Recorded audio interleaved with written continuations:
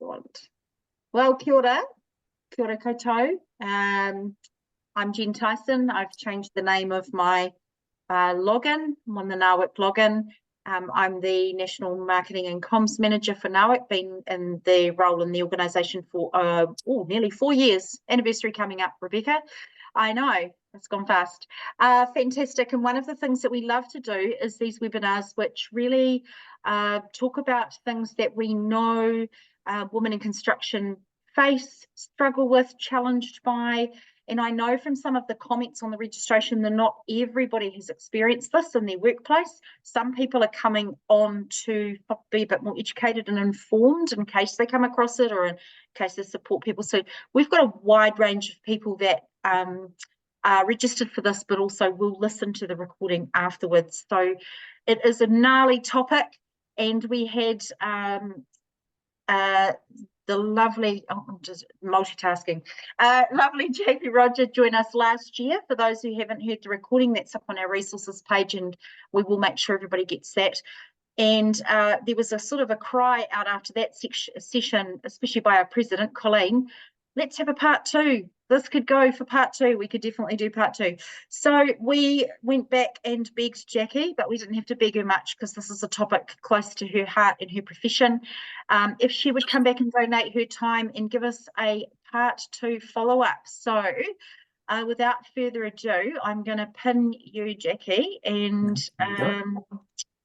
spotlight you. Look at that. Ta-da! And welcome, Jacqui, to our webinar. And I'm going to just let you take it away, and I'm going to keep an eye over on the chats and letting people in. So welcome. Cool. Hi, can everyone hear me? First of all, let's make sure. Good. I'll take thumbs up and nods as that you can. Thanks for having me back. I really enjoyed talking to everybody last time, and it was really cool to get some of the feedback from the last one, that everyone found it quite beneficial, because sometimes when you do talks like this, you either hit the mark or you don't, and you leave a lot of unanswered questions. So I'm glad that I was able to cover a lot of stuff off last time, and I'm really keen to talk to you guys about some more. So yeah, so those of you who don't know me, my name's obviously Jacqui, and I work out at the adult sexual assault team in Petone. We are in a building out there called Koru House. And that's where we investigate all of our adult sexual assault cases, and also our child protection team are there as well. I've been in the police for about 18 years, and I've spent the last 8 or 9 years in CIB, and in the CIB, obviously a lot of that is adult sexual assault. So, and it's a topic that I like to talk about because not many people like to talk about it. We all know it happens. But it's like, sometimes I feel like it's a hush-hush topic. We don't want to talk about it because we might not necessarily offend someone, but it's just, sometimes I just think that people don't want to think that it happens, but it does. And it's really cool to be able to shed more of a spotlight on it. So again, that's why I thank you guys for having me here. So I'll get stuck into it. So I'm going to cover off some more topics about sexual harm in the workplace. Please, at any time, if you want to unmute yourself and ask a question, just do that. You don't have to wait, it's not like school questions at the end or anything like that. Just please ask at any time or flick something through on the chat. I always like to start these chats off with like a little bit of an opening acknowledgement that, like, there's a lot of sexual assaults and sexual violence that actually goes unreported in New Zealand. So you might be sitting in a team environment right now watching this webinar or later on. Just be thoughtful, respectful. I know everybody is, but mindful of the people that are around you, because someone may at some point in their life suffered from sexual harm, whether or not they've told anybody or not. So someone might have a personal experience that's nearby you. Last time I spoke about consent a little bit, so I'll just give a real quick recap, just a couple of minutes on what is consent and what is not under the law. So when we talk about consent, if someone's given consent, it's a conscious and voluntary agreement to do something that's been desired or proposed by somebody else. So they have made that agreement and they've gone into whatever activity, you know, it can be anything like going off to play a game of netball, but they've made the conscious decision to do it. It's what we say full, free, voluntary and informed, and it's given by a person who's in a position to give that rational judgment or to give that consent. So we would be talking about someone who's heavily intoxicated or is asleep. And when I say heavily intoxicated, they've just vomited up their whole night's worth of dinner and drinking, and they have to be carried into a bed, like they're pretty much borderline unconscious. And consent is at the time of the act. Sorry, I just had a child walk into my room. That's what I'm pointing my arm like that. Sorry. Anyway, so consent is at the time of the act. You can change your mind at any time, and you can withdraw your consent at any time. You might agree to do something 5 minutes prior, but then actually when it comes to it, you're like, oh, I don't like this, and no, I don't consent anymore. And that's totally fine. What is not consent is if someone has had force applied to them, they're threatened into do something, fear of the application, like if someone said, if you don't do this, I'm going to smash your face in, or if you don't do this, I'm going to hurt your mother, father, or something like that. If there's a threat made against somebody else, if they're asleep or unconscious, like I said before, if they're so affected by drugs or alcohol, they can't refuse or they can't consent. We talk about intellectual or mental, physical impairment or a disability, and they are not in that cognitive space to be able to give consent. Mistaken identity. So someone's come into somebody's room and the person in the bed is half asleep, but they've thought that it might be their partner, so they've started engaging in sexual activity with that person, but it actually turns out it's not. Or mistaken about the nature and the quality of the act. So that's and I'll just use it in kind of sexual terms, if you had agreed on a certain type of sexual activity and then all of a sudden it's something else and you haven't consented to that, then there is no consent. So that was just a real quick recap in terms of consent. Sometimes with consent too, someone might be that frightened because of prior incidences leading up to it that they just go into that what we call the fight or flight mode, and somebody just might freeze up altogether, and so there's no consent there either. But we would look at everything around it. So that was just a little quick recap. So one thing that's been asked this time for us to talk about is harmful digital communication. So when we talk about harmful digital communication, I like to break it down because sometimes it can get a little bit confusing as to what comes in where and what counts as digital communication and what doesn't. So I do have some notes off to the side here, which is what I'm just referring to every now and then. But so when I talk about digital communication, I mean any form of electronic communication.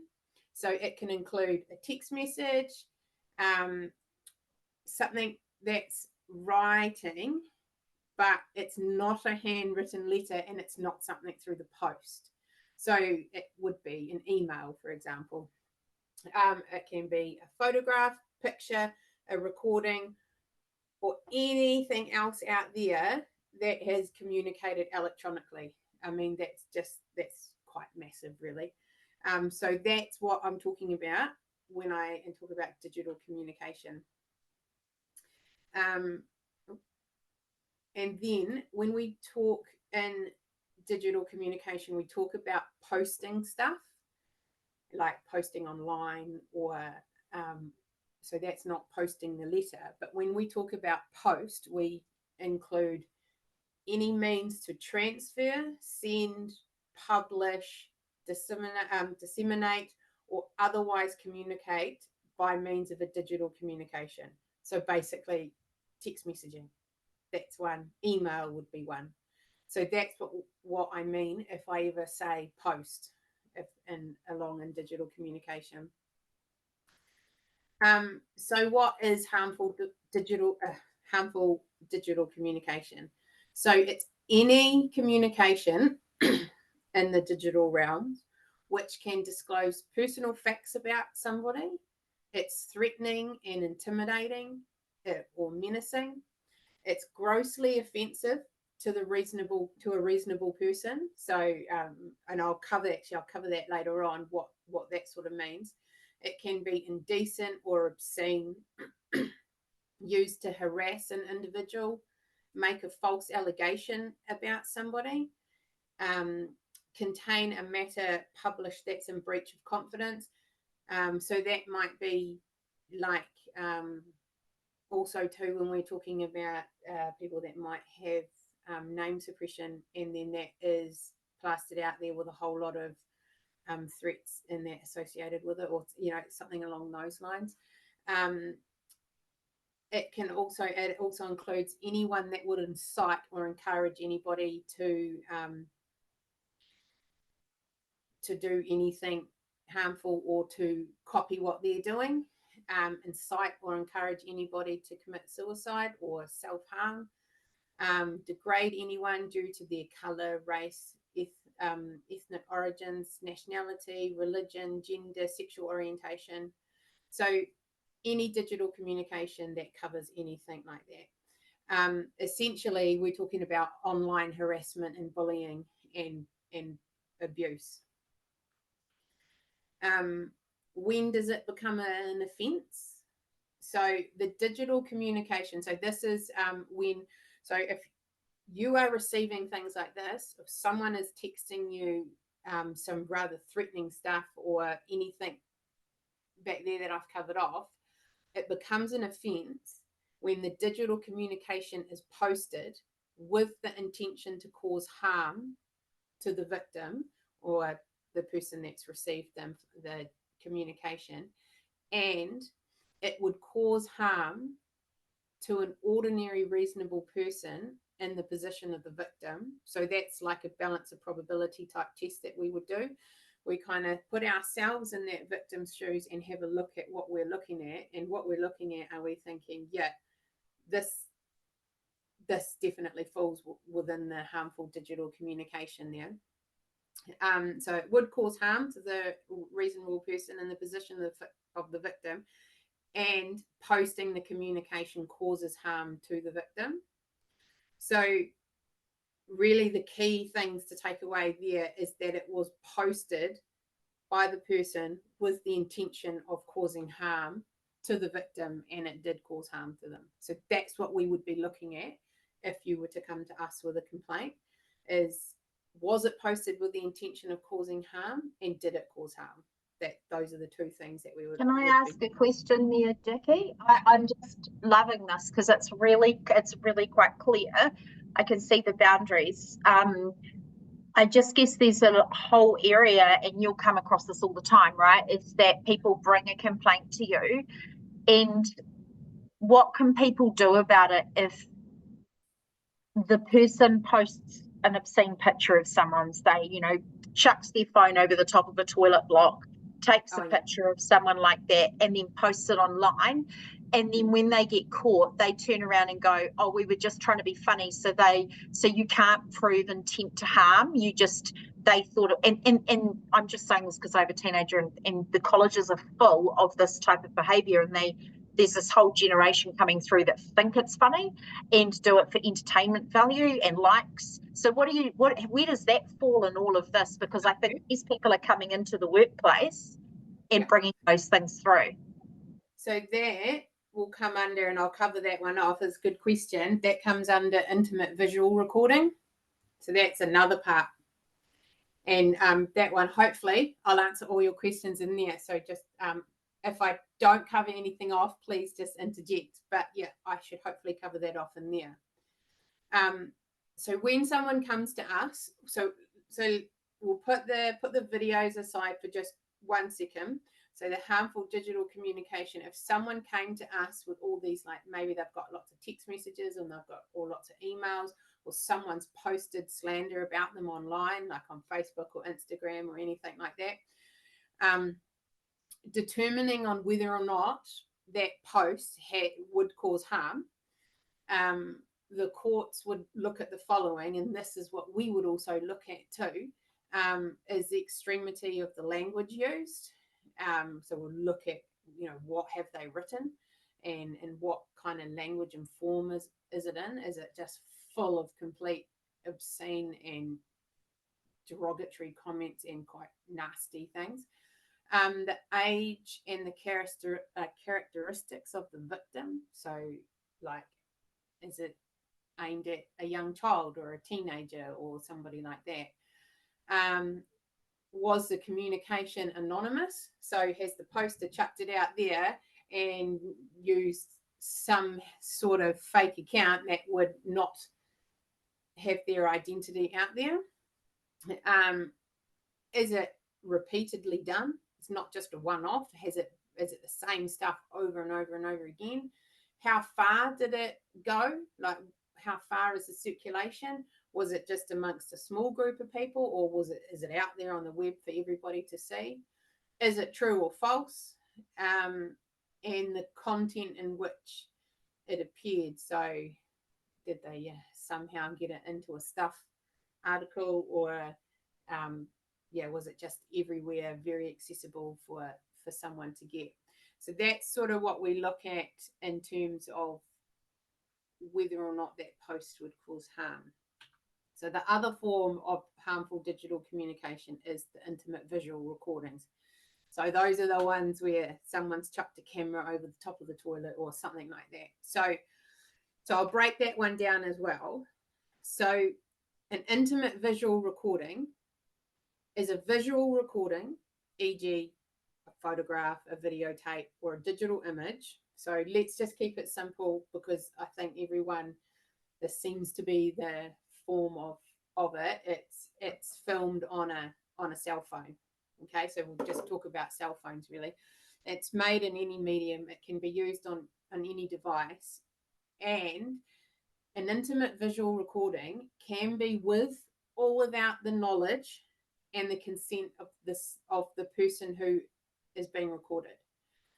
So sometimes people might want to record themselves for, carrying out sexual acts. They may be consenting to that, and that's okay.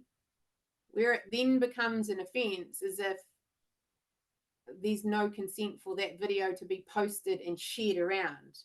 They may have made a video, just, they might be in a relationship together and they've made a video. That's fine. Just don't share it, don't post it. That's when we start going down the realms of it being an offence.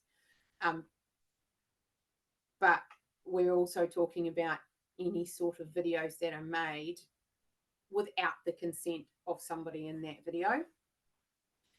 Right, so that's what it is. So it's a video recording made in any device with or without the knowledge and consent of someone, and the recording is of a person in a place in circumstances where you would reasonably expect privacy. So like a bathroom or your private residence, like you're getting changed to go to work or something like that. So anywhere where it would be reasonable for you to think, well, there's privacy here. And the person that's being videoed is naked or partially naked. So some of their genitals might be exposed. For females, their breasts might be exposed. They're either fully exposed or partially exposed. You're in your underwear, or you're engaged in intimate sexual activity, or showering or toileting. So that's the one over the top. Or any other personal bodily activity which involves dressing or undressing.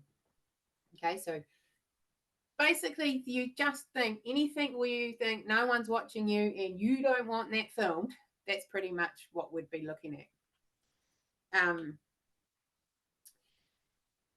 And then when a video of a person is naked or they're in their undergarments, with their pubic area exposed, buttocks exposed, or for females, their breast exposed, and it's made from beneath their clothing or through their outer clothing or something in unreasonable circumstances. So we're talking about a camera, someone sitting next to you, and you're in a dress, and someone goes like this and puts their camera underneath their dress. Okay, so that's also an intimate visual recording.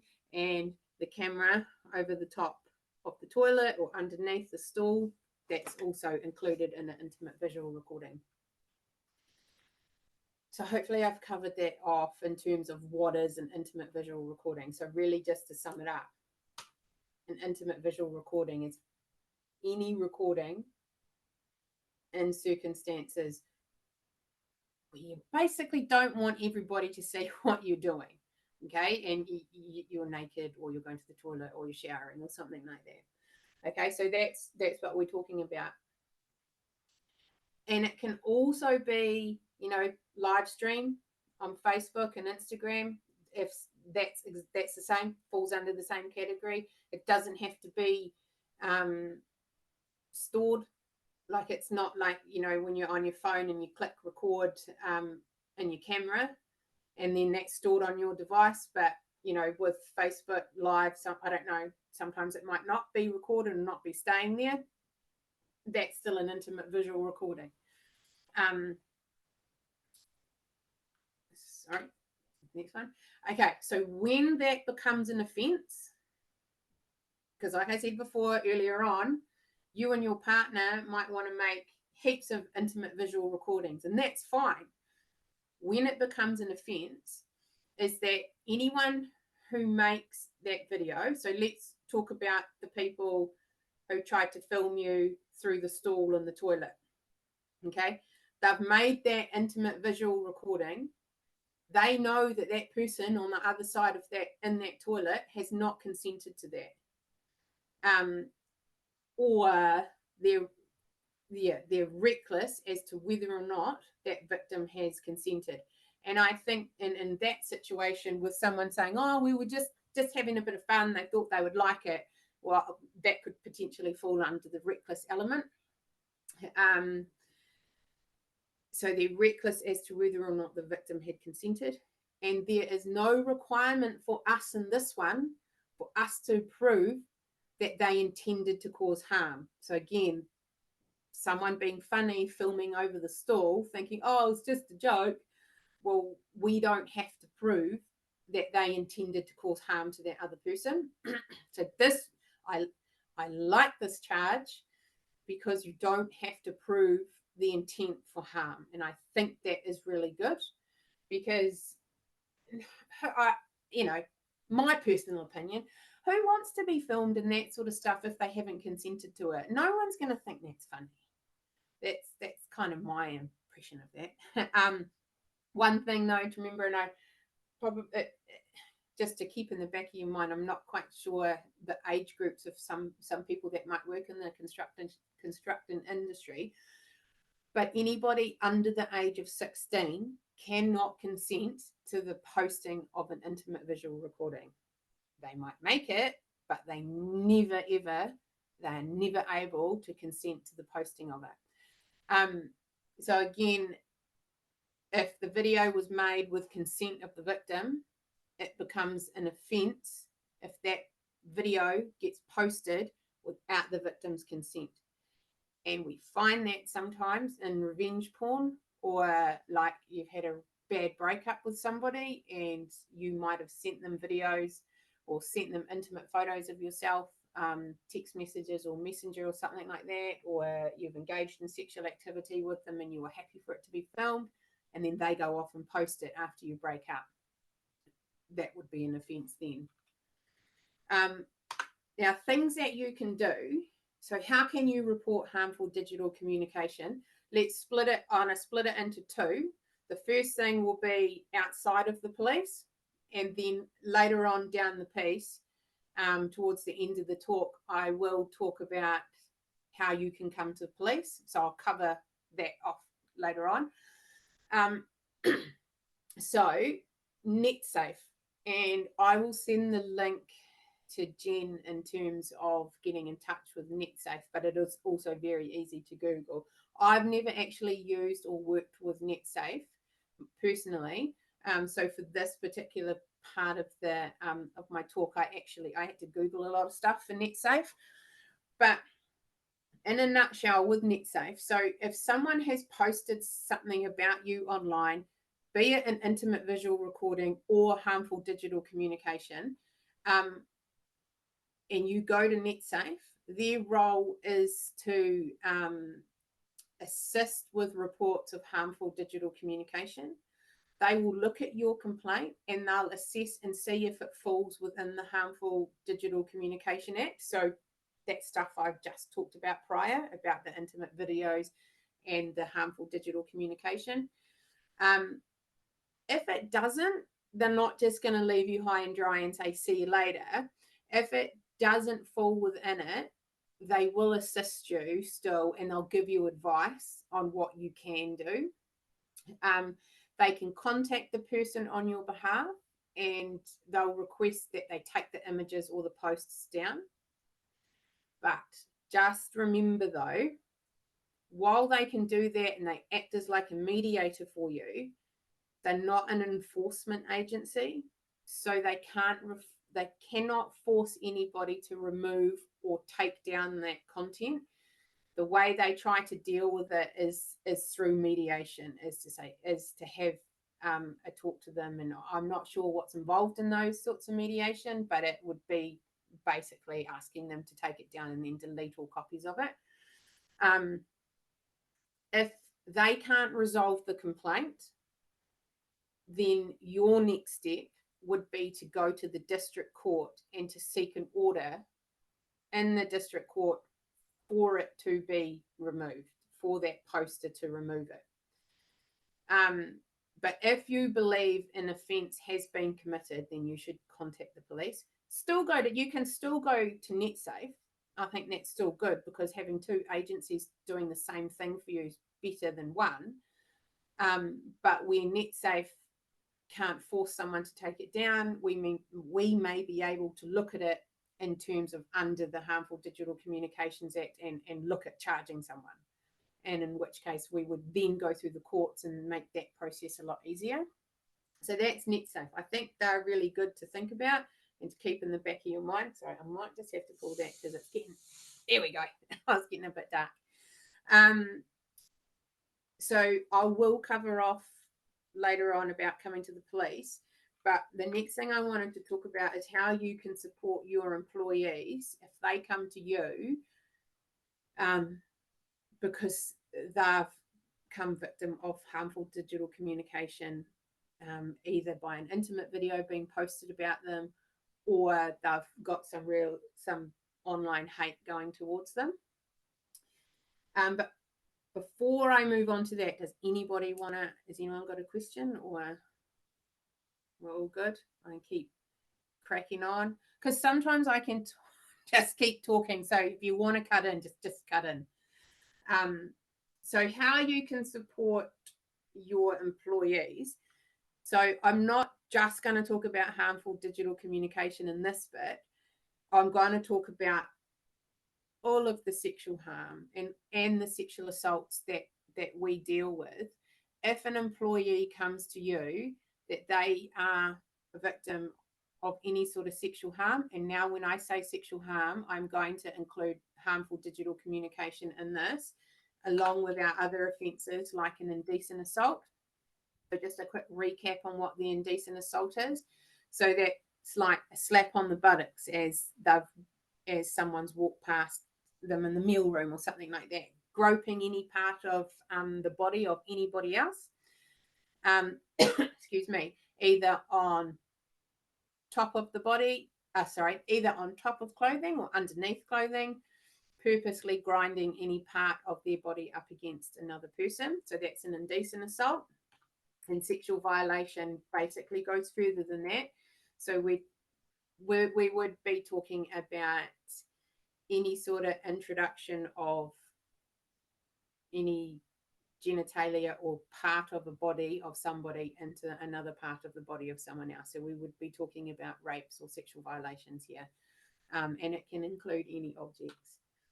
So when we're talking about sexual harm, so those are the offences that we look at. But also, I just want you to put your hat on to the wolf whistling and to the derogatory comments that might get dropped in a social setting or in the meal room or on site or something like that, that's directed towards someone else. That some people might think it's funny, but the person that it's directed to doesn't, or anybody around doesn't. You know, that we could start looking at that as into your sexual harassment, and that's, you know, why we have the sexual harassment, or sorry, why we have, you know, the Health and Safety Act and things like that, like what I covered last time, because, well, basically the general population of New Zealand don't think that that behaviour is appropriate, so you shouldn't have to put up with it. But what I want you to do, though, is encourage your staff to come forward and feel like they can report and call out inappropriate behaviour. Sorry, I've just got it. Can you go, please? Off you go. Sorry.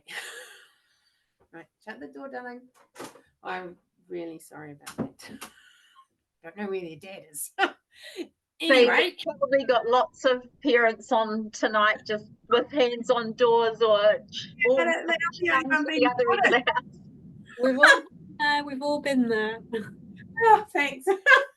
Right.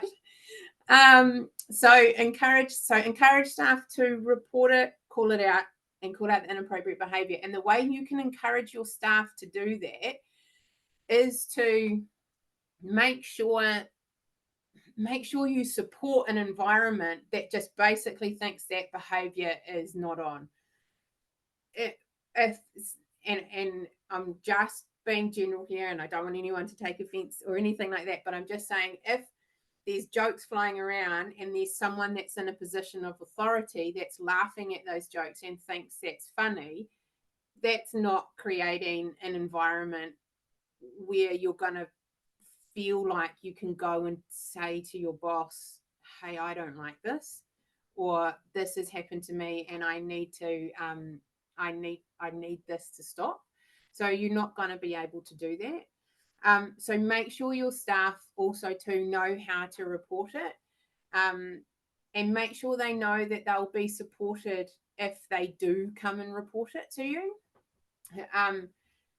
because you need to be able to make a stand and to show people that this behaviour is not tolerated. And that's the only way you're going to get people to come forward and to want to talk to you and tell you that this is going on. So you want to create that safe work environment that's free from all of this behaviour. And I like to say, hopefully that doesn't sound too cliche, but I like to say, you know, we are all in this together. You don't want people to think that they're not in it together and that they're out there on their own, because being sexually assaulted or sexually harassed can be very isolating for somebody. So showing them that you care and showing them that you want to help them and that you're there to listen is quite powerful. And on my next slide, and I will send this to Jen as well, put them in contact if you can and if they want to, or give them brochures or send them in the right direction of relevant support agencies that are in your area. So such as NetSafe would be one. Have a chat to them about NetSafe. But we work with some really awesome organisations that support people who have been victim of sexual harm. And that includes sexual harassment, and it includes the harmful digital communication. So 3 places that we use quite a lot through the police. So the first one is Help, which is Sexual Abuse Wellington. So any persons living in the Wellington region, Wellington, Porirua, Kapiti, if they experience sexual harm and they want support, they go to this agency, and it doesn't cost anything. You know, they can just go in and they can get support. And we have another great organisation called HBSASH, but that's out in the Hutt Valley. So they look after people in Hutt Valley, so Upper Hutt, Lower Hutt. And they do exactly the same stuff as HELP. They're the two agencies that police work with the most. So if someone came forward to us and wanted to make a complaint, then we would ring one of these two agencies. And another agency we work closely with is Wellington Rape Crisis, and they're another agency who come to us and send us people to us. Lots of people go to help HBSASH or Wellington Rape Crisis or wherever you might be in the country, your local support agency. Lots of people will go there first before they come to the police, because people are not quite sure if they want to make a complaint or not. So they go to these support agencies for help. So they're really good, and we really, really love them. They're worth their weight in gold. Like for us, just like if someone comes to us and they want to tell us about a sexual assault complaint, we're on the phone to these guys straight away to get them to come and to sit and to be with the person. Because we use a lot of police jargon. You've probably noticed, like I've said, victims and offenders a lot. So they take that harshness, I suppose, if you want to call it, away, and so they're really good. So that's how you protect your employee, or support your employees. One thing that I have been asked to cover off is how, if you're out and about, how can you protect each other from drink spiking? So basically, and this I've gotten off our website, the police website, about keeping yourself safe when you go out and have fun and drinking. Is basically, if you're out in a party setting all together, don't leave your drink unattended, and keep an eye out for your mates and your colleagues to make sure that they don't maybe go and order a drink from the bar, put it at their table, and then go off to the toilet and then come back. So don't leave a drink unattended ever. Do not accept a drink from anybody where you have not personally seen it being poured. So if you've watched the barman or bar lady make it and then they've given it to you, fine. If someone comes up, and so this sort of takes me into the next part of it, don't take it from anybody, even if you know them, but especially if you don't. So basically, watch your drink being made, watch it being poured from the closed container, opened and poured for you. Those are just ways that you can keep yourself safe from drink spiking. Drink spiking happens when you turn your back for 10 seconds from your drink and then something's put in there. So that's my advice for you guys, and what I can cover off on drink spiking. If you suspect though that you have fallen victim to a drink spiking, please seek medical attention straight away. That's your number one thing, is medical attention, because your health and safety and your welfare is paramount. That sits up the top everywhere. And it would be the same if you suspected one of your friends that you were out with, or one of your colleagues that you're out with, or your staff. Get medical attention, because you don't know what's in that drug. Once you're sorted there, my next suggestion to you is to call the police, because we can start investigating and see where it may have happened. But I will, again, there's another link here which I'll send out to Jen, is for further information. There's a whole booklet on our website about keeping yourself safe when you go out, when drugs and alcohol are involved, and with the possibility of drink spiking. Jacqui, I was just going to jump in because I had a private question from someone asking what resources, because I chucked those links in the chat as you were talking around HB Stash and Wellington Help and Wellington Rape Crisis. And someone came through and said what's around the Canterbury region. So I just kind of went to the website, the police website, and it talks about Safe to Talk, and then there's a page on there around services for victims of rape or sexual assault. Is there anywhere else that people can go from a national perspective to kind of hone in on what might be what's a reliable thing? Because if we Google, help for sexual assault in Canterbury, we might come up with something random and not really recommended. So what would be the best channel for someone to find their local resources? I'll find out, but I would say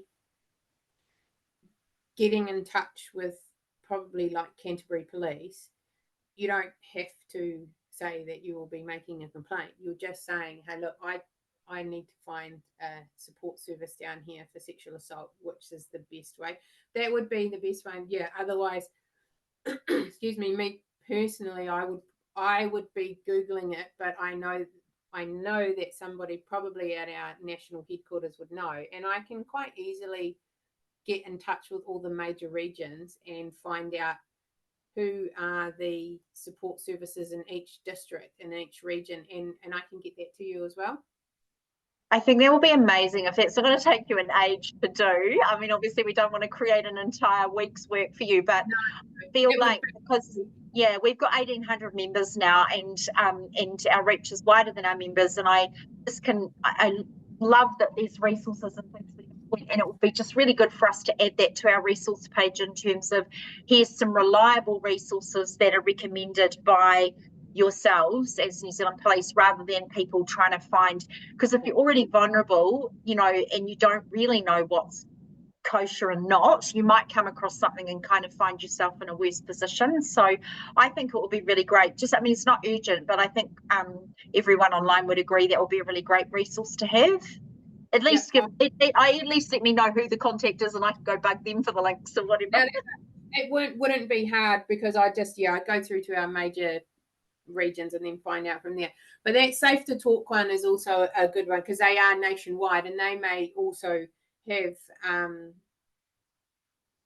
have a list of various agencies in the area. So that would be a good one too. So that was protecting. Right. So I'm just coming into the last few slides. And this is the one about, and then I've got a couple of questions that people had sent through, which I will answer those as well.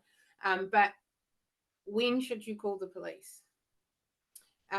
So lots of people are like, well, I don't know if what happened to me was a sexual assault. I don't know if I want the police to talk to them.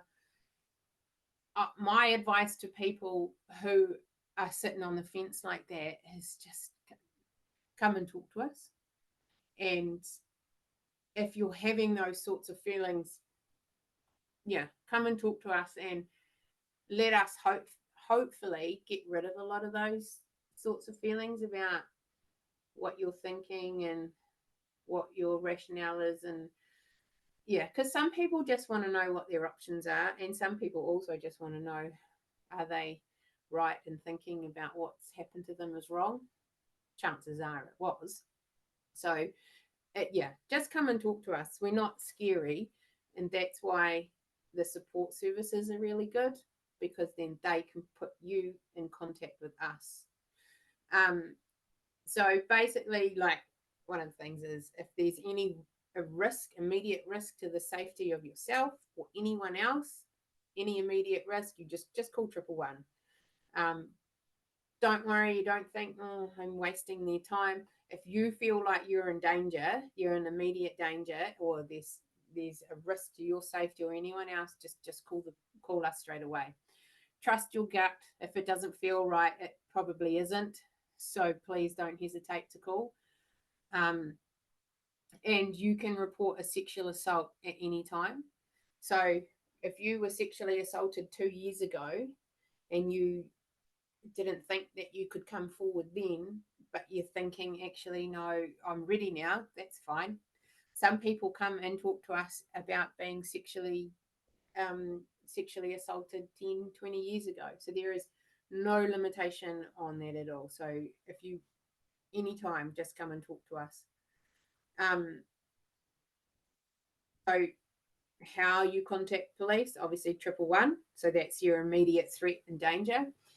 If you want to talk to us, or you're and it's not urgent, it's not an emergency, like let's say for example somebody was sexually assaulted, or you were, or sexually harmed 3 weeks ago, and you've decided, I want to make a complaint, I want to talk to a police officer, but I do not want to walk into a police station, because what if I see my neighbor Doris in there and she's going to be like, why are you in there, or then go to 10-5.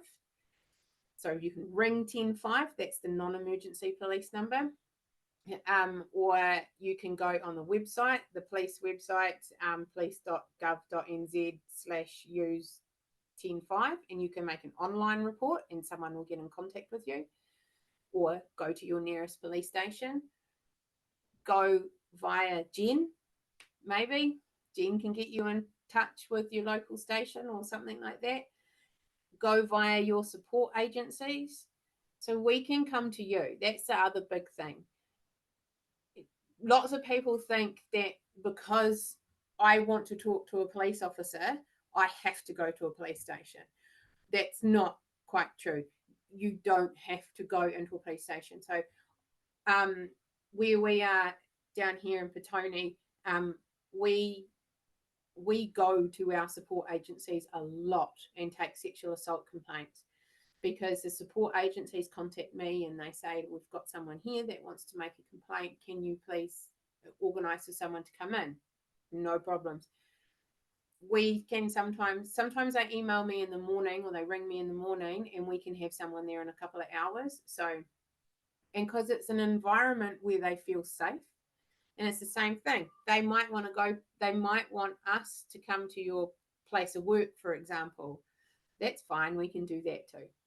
Because it's all about making you comfortable, or making the person that wants to talk to us comfortable to be able to talk to us. So there's another, Jen, I see you flicking this website up there. So there's another one there. If you go to police.gov, and it's advice on sexual, advice for services on sexual assaults and consent, and what can I do if I've been sexually assaulted. That's actually quite a long one. I would copy and paste it, but I don't know how. Sorry. So when you come and talk to us, you can just find out your options. So oh look, you got it. You're onto it. So you can find out your options. Just because you come to us, it doesn't mean it's going to end up in court. And it also doesn't mean that you're making a complaint. Lots of people come and talk to us because they just want us to know about what's happened to them. And it's kind of like a little bit of healing for them, gets it off their shoulders. You're not going to be pressured into doing anything you don't want to do. We're not going to say, thanks a lot for your complaint, we'll see you in 2 years at court. That doesn't happen. We can put you in contact with the various support agencies. Once you have made your complaint with us, though, we would want to be talking to the suspect or the person that's caused harm. And there's lots of reasons around that. One is because, we look at the risk. What would happen if we didn't go and talk to them and they did this again? And then we knew that we had a file here. So we do look at the public interest and the safety as well. Criminal prosecution is an option, but it is an option if that's something that our victim wants to do. There may be some very rare occasions where something quite horrific has happened, and the only way we can deal with this is by sending it through the courts. But we would discuss everything with you every step of the way. And that's one of our main things, is you are consulted every step of the way, you're supported every step of the way, and when you come to the police. So that's kind of in a nutshell about what would happen. But my advice would be, if you're thinking to yourself, I don't know what to do, just come and talk to us. Yeah. And I know it seems really scary and daunting coming to talk to police, but I think once you do, it will start making things not a lot easier, but you get a little bit of a clear thing in your mind. And just knowing about the process for your employees as well is quite helpful, so that you can come to us. So that's the end of the talk that I was going to do. Has anyone got any questions before I jump into the couple that have come through online? No. So one person did ask about the finite period, about when you can come and report a sexual assault. So like I said before, there is no time limit. You can come anytime. And they went on to say some women find it very hard to build up the courage to report something like this, and then they get older and they feel like they need to. So is there a time limit? But I just want to go back and focus on that first part. Some women find it very hard to build up the courage and report something like this. That is 100% true. But it's also not just for women, it's men as well. So all genders and all sexual orientation, everybody finds it really hard. And I do sympathize with people, because yeah, it is a really hard thing to come in and sit down and talk to the police or anybody about something really intimate that's happened, and you're talking to a stranger who you don't know, and you have to tell them all of this stuff. So it is hard, and we appreciate that, and we're really mindful of that. Where's the next question? So next one I got, not being respected as an equal level worker is often a precursor for being casually sexually harassed and belittled. So it seems when harassing comments are being flung your way that you are disrespected. How do you address this in the moment? So that I take that back to creating that safe work environment, and it would be, and then I talk about bystander intervention too with the Don't Guess a Yes project that I've been running, is that if you hear something and you think that is inappropriate, then you need to call it out then and there, not later on 2 weeks later. I think if you hear it, you need to call it out, because I find that if people around, so like if that derogatory comment has been targeted at a particular person, then, and they don't feel safe by saying, don't say that to me, I don't like it. But if somebody else around says it, it's just like, oh, Christ, I'm so glad someone said something. So yeah, that would be my advice for that, is going back to make that safe work environment so that these comments do get avoided. But I don't know, someone like me, if someone said something derogatory to me, I would tell them where to go. But there's lots of people that wouldn't be able to do that. And that's why having that safe work environment would help that. And that's the same down here with the next question is, when does a workplace joke become harassment? So like joking to your mates that you're going to spike somebody's drink when they go out, again, the same thing. You call it out in the moment. And if it's something that can't be dealt with in the moment, then, and you have created that safe work environment for them to come and see you as a manager, so they can sit down and say, oh, I did not like that, and these are the reasons why, or somebody else heard it and says this was inappropriate, and then it gets acted on that way. Because there's nothing worse than going to a manager about being sexually harassed in the workplace to, she'll be right, don't worry about that, I'm just joking. I was like, well, no, hang on a minute. And that's when we go back to that, the last chat that I had with the Health and Safety Act, because it's there for a reason, and this is part of it. I think. Oh, sorry. And the last question was, when traveling outside of your region for work with mixed colleagues, what would be the best way to ensure the safety of the participants? That would again go back to your work ethics. But one thing I did think about is when you go away, there's usually somebody that doesn't drink or might not drink, or might be in a leadership role where they potentially shouldn't drink too much. I think you would definitely need to have somebody like that in the situation to make sure they keep an eye on it. But again, if you've created the safe work environment, you've said that this stuff is not on, then hopefully those sorts of things will get avoided. So I hope I've answered everyone's questions there, and I just double checking. Yeah, right, those were all.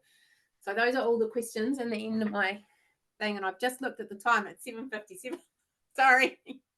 Amazing. Don't apologize. Oh my goodness, so much great information, and I've been spamming the chat with every link I could find.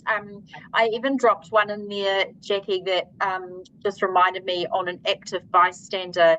We have on our resource page, Wahanga Araro did a industry focused keep it decent guidelines, and then off the back of that they did a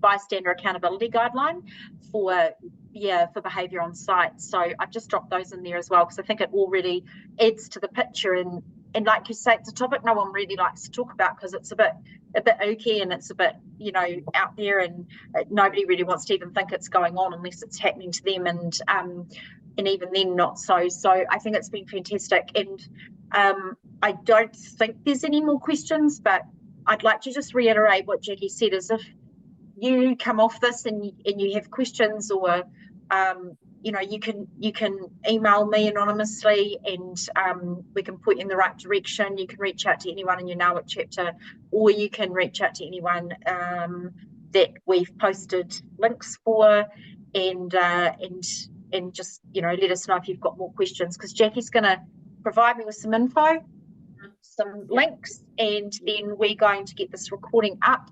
If you want to have another listen to it, or you think of someone that should have been on here, or you want them to hear this, they can listen. We'll make it open to members and non-members because it's such an important topic, and also we'll put all the resources in there as well. So I just want to thank you for all the prep time you put in, Jacqui, because you know, this is outside your day job and your family life, and sorry about the kids. It makes it real for us at NAWIC. Like, we're all about the real. You know, the number of times where I've had my mic drop out, or I don't know, all sorts of stuff, people's cats come in the picture, and I think it just makes us all human. But look, on behalf of our National Council, our operations team, our members, and anyone else who's listening, because we opened this up to non-members as well. So we'd just like to thank you so much for taking another chunk of your time and sharing your expertise. And it's so good to hear it from that technical perspective, as well as obviously it's something you're very passionate about doing. I was sitting there in my brain going, I don't know how you do this for a job, because I just want to be mean to people all the time that were mean to other people. So I just want revenge. But yeah, thank you for bringing me back. You probably tell I do like talking about this stuff. I do hope that it does make a difference, but I'm happy for anyone on here or anyone listening later on to get in touch with Jen if they want to get in touch with me. I'm Jen. I'm happy for you to share my contact details with people who can give me a call if they want to. Like I don't know, like you might be in Palmy and you want to know who can you go and talk to, I can put you in contact with people at Palmy Police and all that sort of stuff. So I'm more than happy to do that, because I just think, sometimes it's hard to get in touch with the police, and if you have someone, you know, in the position that I'm in, that you can just come to me and I can just make it just that much easier. So and any other questions, anything like that, please don't hesitate. I don't mind answering them and stuff like that. It's such an amazing offer. It's really quite generous of you, because I know that, you know, you'll be busy, and it is hard to get in touch with the police for a very good reason, because there's probably people out there that you don't. But for this situation and this topic, I think that there is a really, really great offer, because people do hold back. They don't want to ring, you know, 10-5, and they don't want to just talk to anybody. It's a very personal thing. So look, thank you so much. I'm going to just quickly stop recording, and